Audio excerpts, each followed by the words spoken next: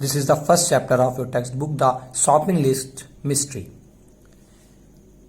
Read a story about a boy who loves to play the violin and is not interested in maths. His parents are worried, but one day he surprises everyone by solving a mystery. This is the main theme of the chapter. Now we shall look on the chapter. Whenever Sandeep was playing his violin, he would forget about everything else. Means whenever Sandeep was playing his violin, जब भी संदीप अपनी violin play कर रहा होता है या कर रहा होता है, he would forget about everything else. वो सारा भूल जाता है, वो सभी चीजें भूल जाता है, केवल उसको वायलिन ही याद रहती है. Once he forgot that he had turned on the tap to fill a bucket and looked only mildly surprised when he put his violin down and realized he was standing ankle deep in the water in his bedroom. It's a very big sentence, but we should participate into small parts. First, he once forgot, एक बार वो भूल गया, that he had turned on the tap to fill a bucket, कि उसने एक bucket fill करने के लिए टैप ऑन कर रखा था. टैप मीन्स जिसको हम लोकल लैंग्वेज में कहते हैं कि टंकी. उसने एक टंकी खोल रखी थी फिल करने के लिए bucket. And looked only mildly surprise. Mildly means a little ones, means a little bit. And looked only mildly surprised when he put his violin down and realized he was standing ankle deep in the water his bedroom. जब उसको पता चला कि उसके bedroom में एड़ियों तक पानी भर गया है, उसको बहुत ही मिल्डली मीन्स बहुत थोड़ा सरप्राइज हुआ और उसने अपनी वायलिन नीचे रख दी. Scalding punishment, wet ankles, poor marks in maths, nothing could change him. Scalding punishment, wet ankles, poor marks, Nothing could change him. इनमें से किसी भी चीज ने उसको चेंज ना कर पाया. Whenever he picked up his violin and tucked the smooth, polished instrument lovingly after his chin, he was lost to the world.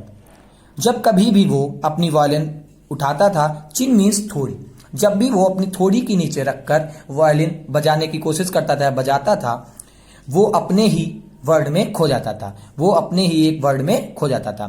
Music is fine as a hobby, his mother scolded him.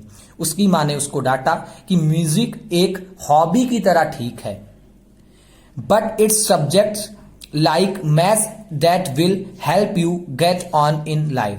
लेकिन subject जैसे कि math आपको अपने life में आने के लिए help करेंगी.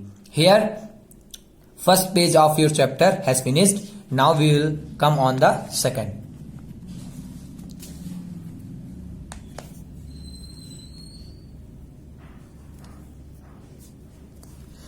Mrs. Raghavan, Sandeep's mother, worked as a manager in a bank. His father was an accountant who could total up columns in a jiffy. Jiffy means quickly. Sandeep की माँ मिसेस राघवन एक बैंक में manager थी और उसके father accountant थे जो कि कॉलम्स बहुत ही जल्द ही क्विकली फिल कर सकते थे. गायत्री, संदीप्स ओल्डर सिस्टर, गायत्री जो है संदीप की ओल्डर सिस्टर है, had won mathematician of the year award at school 2 years in a row. Means उसकी सिस्टर गायत्री ने लगातार 2 साल मैथमेटिशियन ऑफ द ईयर का अवार्ड अपने स्कूल में जीता. But Sandeep though he was 14 still could not remember what 7 times 8 was. लेकिन हालांकि संदीप जो है 14 ईयर्स का है लेकिन उसे अभी भी 7 times 8 नहीं आता. My teacher says that if I continue to practise I may become a really good musician.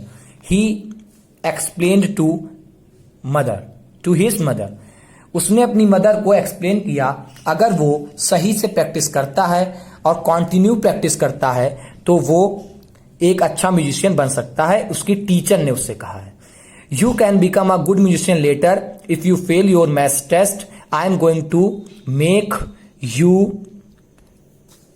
stop your violin lessons, Mrs. Raghavan said with a tone of finality. Tone of finality means the last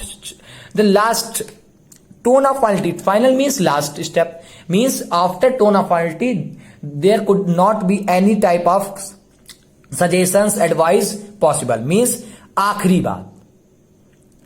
you can become a musician later, आप musician बाद में बनेंगे, लेकिन अगर आप math test में fail हुए तो मैं आपके वायलिन लेसन अभी समाप्त कर दूंगी. ये मिसेस राघवन ने उससे टोन ऑफ फाइनलिटी से कहा. Just look at Gayatri. Gayatri की ओर देखो. She has been chosen to represent her school at the international maths olympiad, Mrs Raghavan claimed proudly. Mr Raghavan ने प्राउडली क्लेम करते हुए कहा कि गायत्री की ओर देखो, वो अपने स्कूल को इंटरनेशनल मैथ्स ओलंपियाड में रिप्रेजेंट कर रही है.